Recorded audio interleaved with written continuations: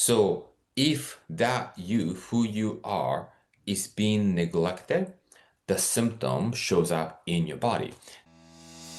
Welcome to Satori Mindset Podcast.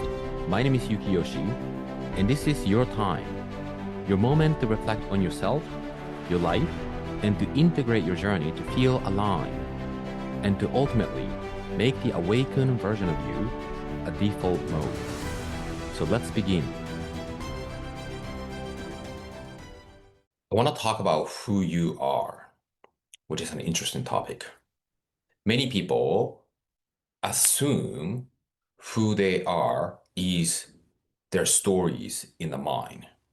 So anything that belongs to the mind, the stories and memories, and even the concept of you, the role that you're playing, the mask that you're wearing, the inner dialogue that you have about you, and the sense of self that you're feeling inside of you, none of those things are who you truly are.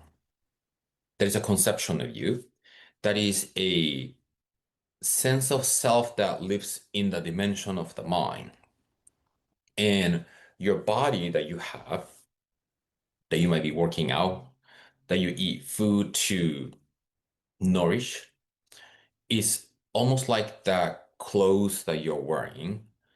And the mind that you think and entertain and believe and have opinions about something or somebody is a tool. Neither of them is who you are. Who you are is the awareness that can observe, that is invisible, that doesn't have any opinion or concept. So even when I say who I am or who you are is awareness, awareness is a word.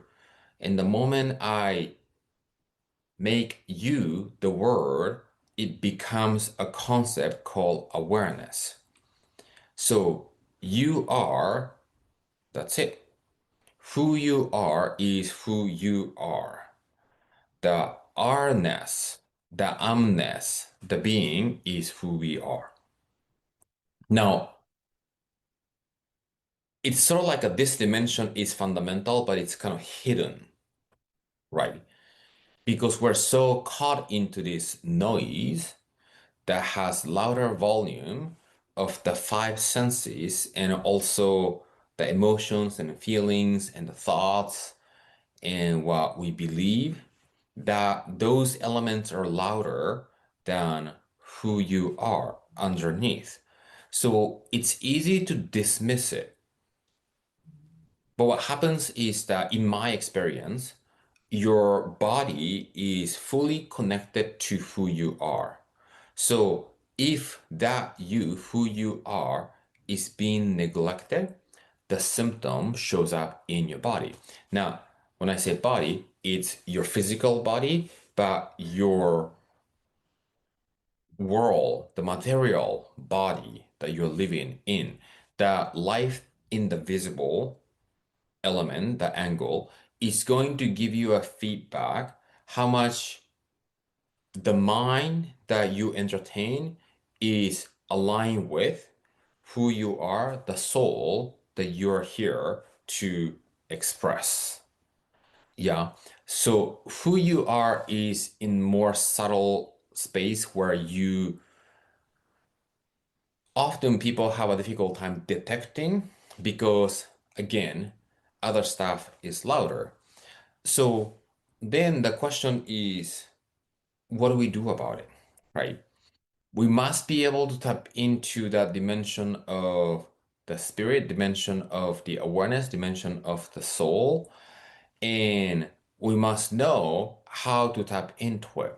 You tap into it by being in silence, and you tap into it by becoming aware of the silence and the presence underneath of every single experience, underneath of the emotion that you feel, underneath of the narrative that you have, underneath of what you believe to be true, there is this place of knowing.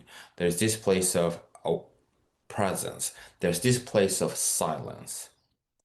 That is the dimension of the spirit, and that is where who you are actually resides, and we want to stay connected to that at all time.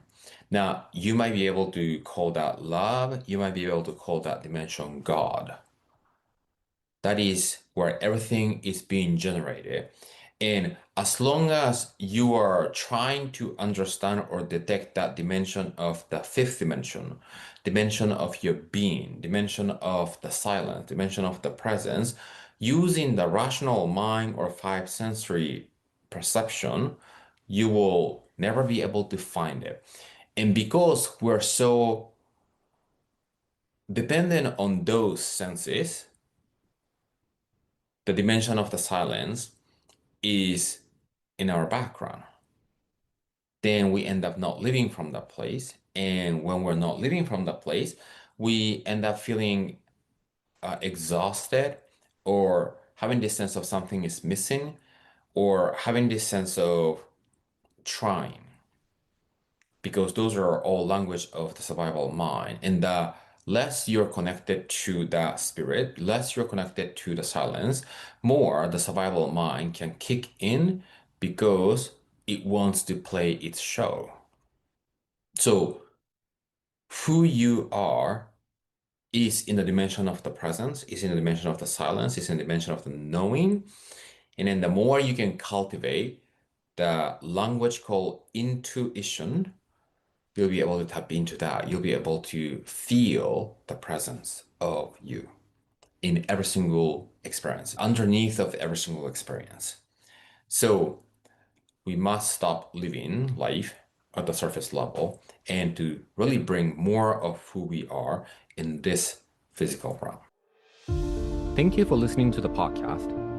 A message I want you to take with you is this: you have a power to choose how you see yourself and the world at any given moment. So stay connected to that wisdom.